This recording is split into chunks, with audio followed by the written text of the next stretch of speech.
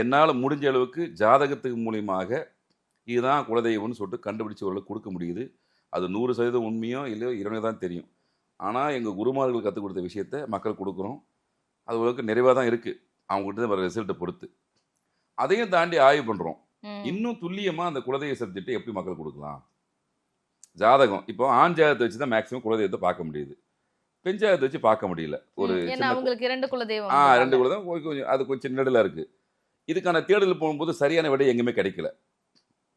ப்ராப்பராக நான் ஆண் ஜாதகம் ஃபிக்ஸ் பண்ணி பார்த்துட்டோம். ஆனால் பெண் ஜாதகத்தை வச்சு பார்க்கலாமான்ற போது நம்ம குருமார்களுக்கும் சில சந்தேகங்கள் இருக்குது. அவங்களுக்கும் அந்த சந்தேகம் இருக்குது. அப்போ இது சின்ன ஒரு கன்ஃபியூஷன் வருது. இருந்தாலும் ரிசல்ட் நல்லா இருக்குது. ஜாதகத்து மூலியமாக கண்டிப்பாக குலதெய்வத்தை கண்டுபிடிக்க பண்ணால் முடியும். பிரசன்னம் மூலியமாக கண்டுபிடிக்கணும்னா முடியும். நாடி மூலியமெல்லாம் முடியும். முடியாது இல்லை. ஆன்மீக பலம். இப்போ ஊர்லலாம் குறி சொல்கிறவங்க இருப்பாங்க. கண்டிப்பாக அது மூலியமாக அது கிடைக்குமானா கிடைக்கும். இதில் எதுவுமே பொய் கிடையாது. எல்லாமே 100% உண்மை. பட் அவங்களுடைய கர்மா அடிப்படையில் அது கரெக்டாக அமையிறது அமையாதான் கேட்கறவுடைய கர்மாவை பொறுத்து மாறுபடுது. இவ்வளோதான் வித்தியாசம்.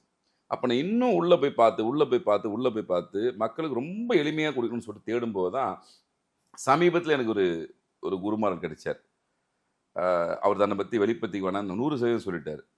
வேண்டாங்க வேணாம், என்னுடைய இறைப்பணின்றதுக்கு எனக்கு தேடுதல் நான் இந்த பிறப்பை எதுக்கு எடுத்தனோ அந்த நோக்கத்துக்காக நான் வாழ்ந்துருக்கிறேன். எனக்கு விளம்பரமோ மற்ற விஷயமே தேவையில்லை. அவருடைய ஒரு தேவி உபாசகர் அவர்.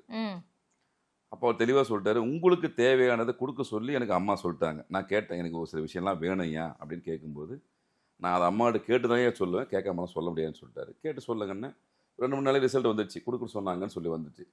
அப்போ நான் இந்த விஷயத்த கேட்குறேன், அந்த குலதெய்வ சப்ஜெக்ட் தான் எனக்கு ரொம்ப எனக்கு பிடிச்ச ஒரு விஷயம்.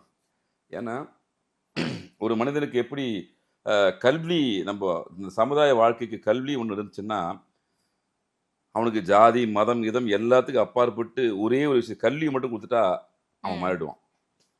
அது அந்த காலத்துல சொல்லக்கூடிய விஷயம் என்னன்னா, ஒரு விஷயம் கல்வி கொடுத்துருவா போதும், அவன் எப்படின்னா டெவலப் ஆகிடுவான். அது சமுதாய வாழ்க்கைக்கு, சுய வாழ்க்கைக்கு.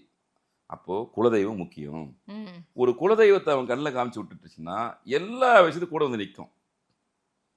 நம்ம பலமுறை பதிவு பண்ணியிருக்கிறோம், நீங்கள் எந்த தெய்வத்தை வழிபட்டாலும் கூட அதனுடைய அனுகிரகம், அதனுடைய ஆசீர்வாதம் எல்லாமே உங்களுக்கு யார் மூலியமாக கிடைக்கும்? குலதெய்வத்து மூலியமாக தான் கிடைக்கும்.